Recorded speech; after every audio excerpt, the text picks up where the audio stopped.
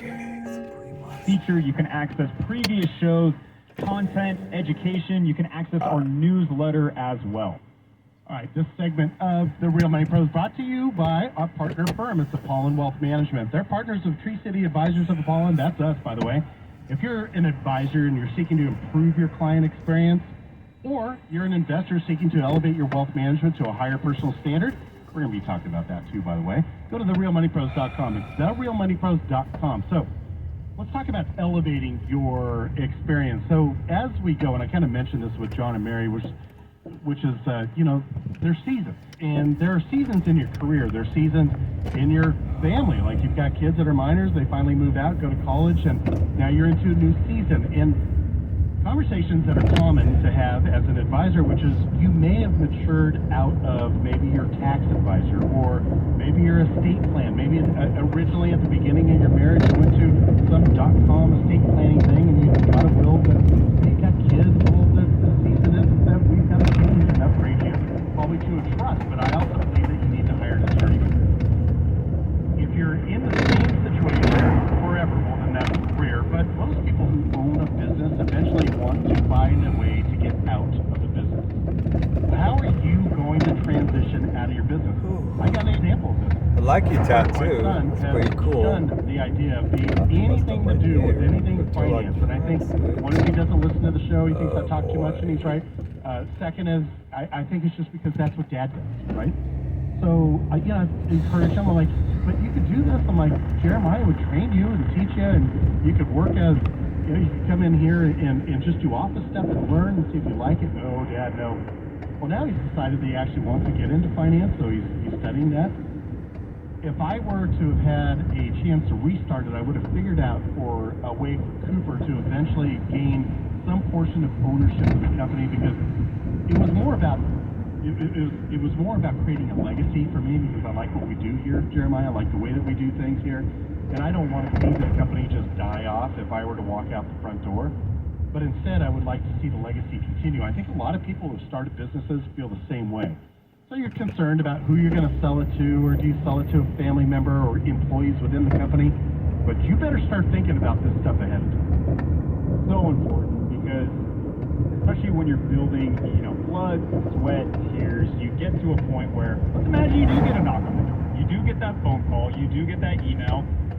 It's on that, it's a number you can't deny. Like maybe you had no intention to sell the business, you still like it, you got your good routine, but maybe you start to see the golden horizon, right? The retirement of, wow, this actually checks our box. We can separate ourselves from this business, even though it could be our identity, but now we can have time to spend time with the grandkids. We can travel. We can really enjoy the fruits of our labor while they are still ripe. And having that forethought is really important, especially around your structuring a business sale. And Brian, you and I have talked about this on the show a few times, and there's some simple things that you can do, and then there's some things that are a bit more nuanced. But yeah, about 5 years out is generally where you can really start making those moves. A lot of times as a business owner, you're taking advantage of what's offered to you as a business owner. You're running a lot of, justifiable expenses through the business. So, in theory, you're not looking as profitable on paper because you don't want to spend more to the tax man than what you have to. Makes sense, as long as it's above board. But that doesn't transition so well to as far as the buyer of your business and looking at the profitability of it. So when you get 5 years out, you can really start to change the balance sheet side of things, like the more technical side of things. But when you actually get into the business sale, I'll give you a good example. We had a listener call out of KMJ, Fresno area, where they had a family-owned business for generations. They got that offer that they couldn't refuse. They were in the thick of it. They were about 7 days from closing. Yeah, we're just really worried about the taxes. Our CPA did a quick tax projection. A quick tax projection. Yeah. That's scary. And the tax bogey, and I'm like, okay, well, what? Asking questions like, okay, how is the business sale structured? Are you carrying a note? It's not laying over there. It's a bike spread out over time. Are you selling the shares, or is this an asset? Is it sale? Is it blue sky? Right. Like your goodwill and name that you built in the community. These ones taxed differently, by the way. So we want to have a division that has a ratio that still encourages the buyer to want to buy it, but also it's going to be tax advantage for the seller because typically we're working with the seller. In this case, one of the highest gained items was the real estate. They owned it free and clear. So she brought up, well, the CPA brought up a 1031 exchange, which a 1031 is like a good idea. 1031 exchange is essentially you take those gains and you defer and you basically roll it into a like-kind investment. So the money's still invested in an asset, so hopefully it's appreciating over time, checking that box, but you don't recognize a taxable event. Because in their case, in California, you're talking about capital gains on the federal side, you're talking about capital gains on the California side, you're talking about the net investment income tax. Ooh, that is a big tax bogey that they just do not want to take all in 1 year. Yeah, maybe more than 50% of the sale Right. now, depending on the appreciation. Another item that was brought up was an opportunity zone. So an opportunity zone is an interesting dynamic that it kind of goes in conjunction with the 1031 exchange, but it really comes down to where the funds are actually landing, right? And it's a qualified opportunity zone where it's more of an investment that meets the rules based on... Is this part of the Tax Cuts and Jobs Act of 2017? Yep, Tax Cuts and Jobs Act. Yep. So basically, it's encouraging long-term investments in low-income urban and rural communities nationwide. Yeah. And there's some rules that you definitely need to follow. It needs to go through a specific fund. Like the execution of this is paramount for it to work. But it also got me thinking. It's like, okay, there's this idea of the saving on taxes, right? Which is provided to you through the 1031 exchange. But it's deferring the tax. It's not necessarily saving because tax plan's going to come at some point unless you find something tax advantage. So it defers it out by moving it from one property over to another piece of property. Exactly. And then the question comes down to, is this what you want? I mean, do you really want to roll? I mean, and what kind of property is there? And then you also got to understand that with the 1031 exchange, you're beholden to strict timelines. Yeah. So, can you do to help avoid this, and also get those dollars invested in something that's not a dog? Like, okay, the tax sale is determining your decision, but what is the ultimate investment that you end in, and is it going to result in your desired outcome? Delaware statutory trust. This is a pretty cool strategy in my opinion, where you still follow the guidelines of the 1031 exchange, but instead of it going into another piece of property, something that you need to be more hands-on as a management, or like a duplex or a single family, like meaning I don't want to do this. I want to defer the taxes and then go live my life. Like, I sold my business, I want to enjoy my time.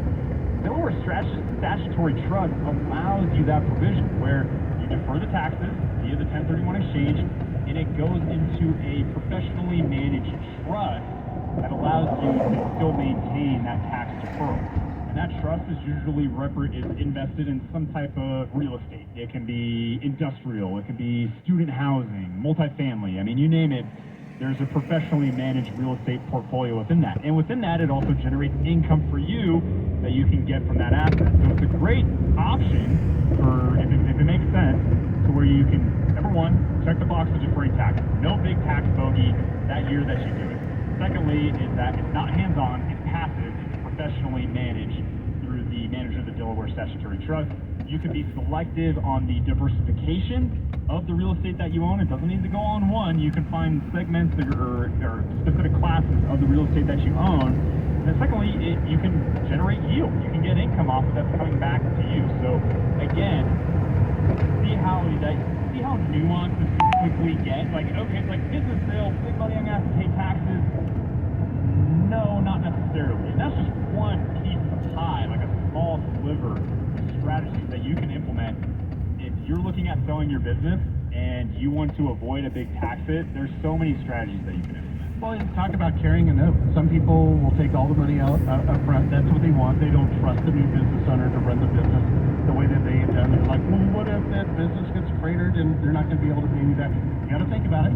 But if you stretch it out, then you're probably going to be dividing up how much you're going to pay in taxes by each year that you're paid. So if it was 5 years where they have to pay you all the money for the balance of it, you're probably going to earn some interest along the way. You're going to have some interest from that, so you're going to have some taxes too on that. Plus, you're probably going to be able to defer out some of the big gains and not have to pay into the highest tax bracket, depending on how it's all structured. When I heard the word quick analysis by the CPA, this is where I said, wait a second, we got to back up, we got to look at all these options, and there shouldn't be a deal that's done so fast that you feel like you don't really understand it.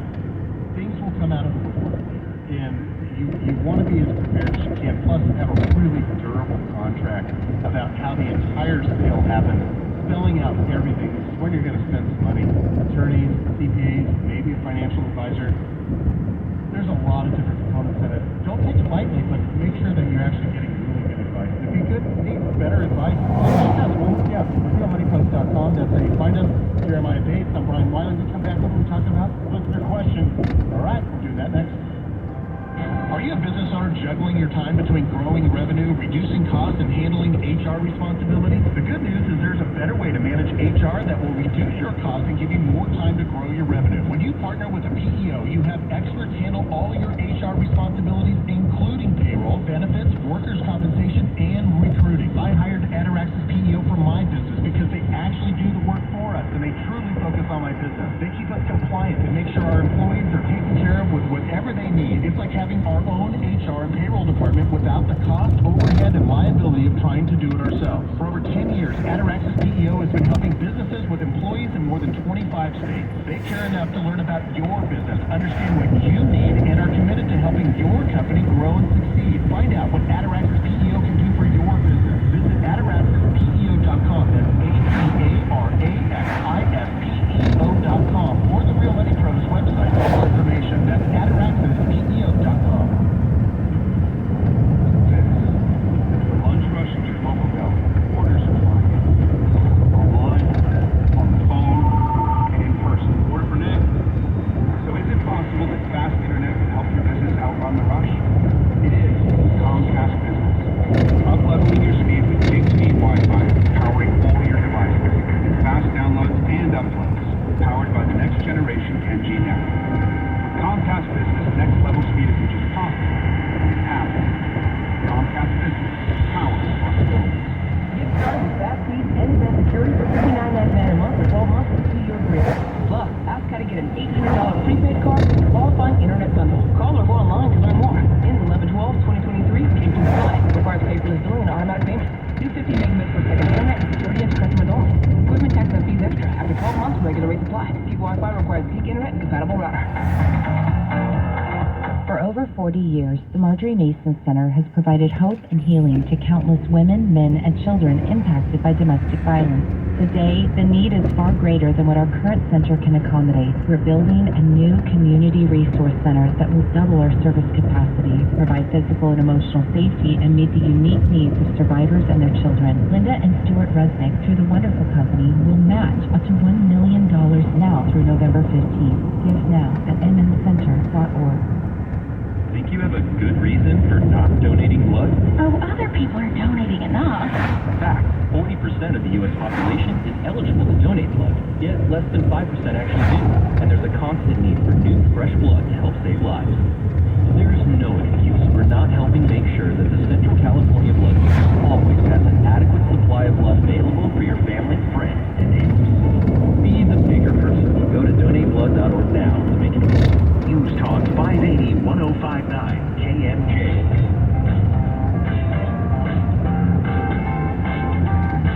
You're listening to The Real Money Pros.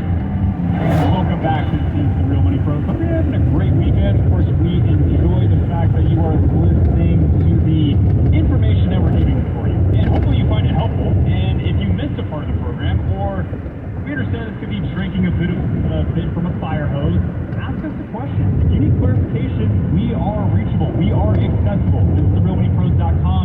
Use the Ask the Experts feature. And sign up for the newsletter. We've got all kinds of experts that will give you tidbits of advice. Maybe you don't read the entire thing. Maybe you just select the areas that you want to learn a little bit more about. Approaching a railroad crossing. Go to realmoneypros.com.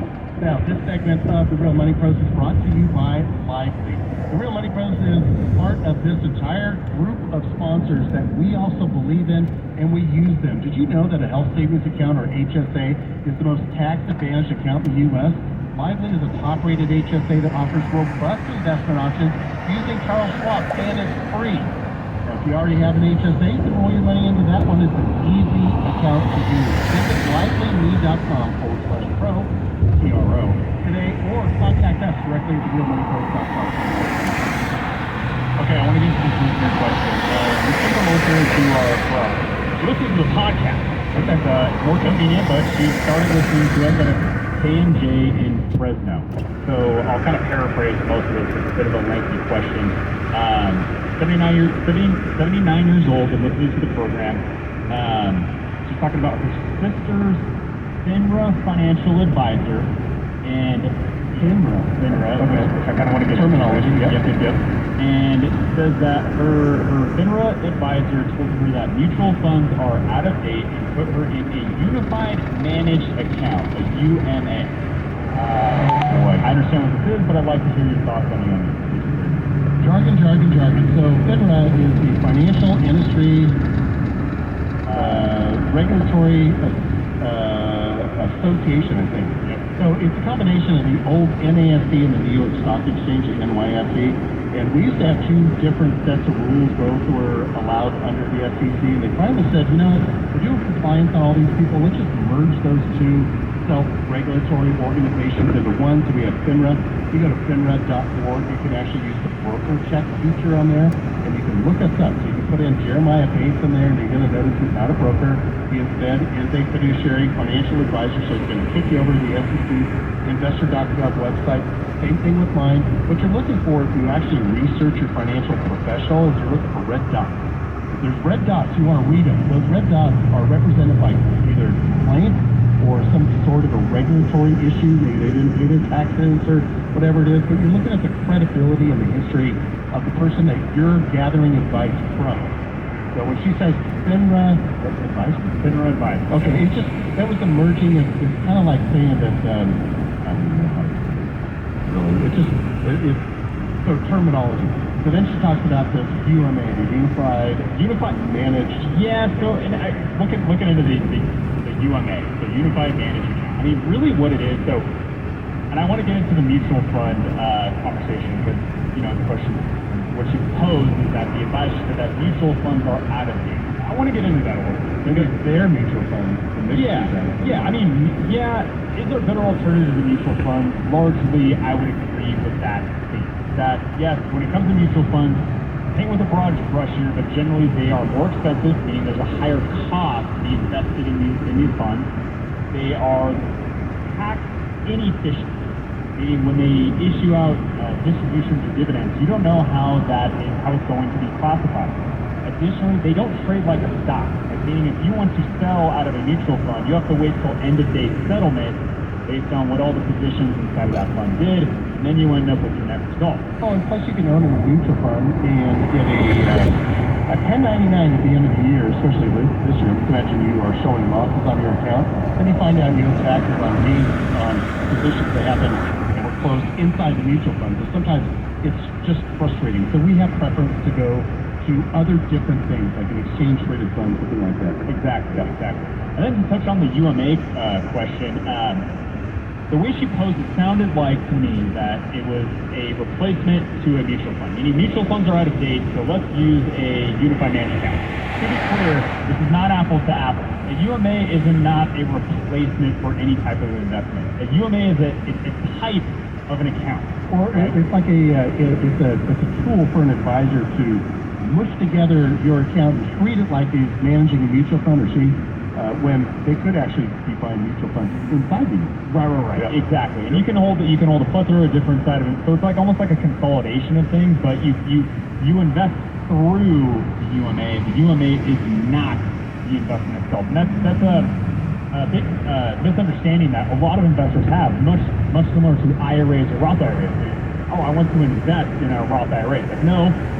The Roth IRA is just the account title, and then your investments are held inside of the Roth IRA. You could do a contribution into an IRA or a Roth and never invest it.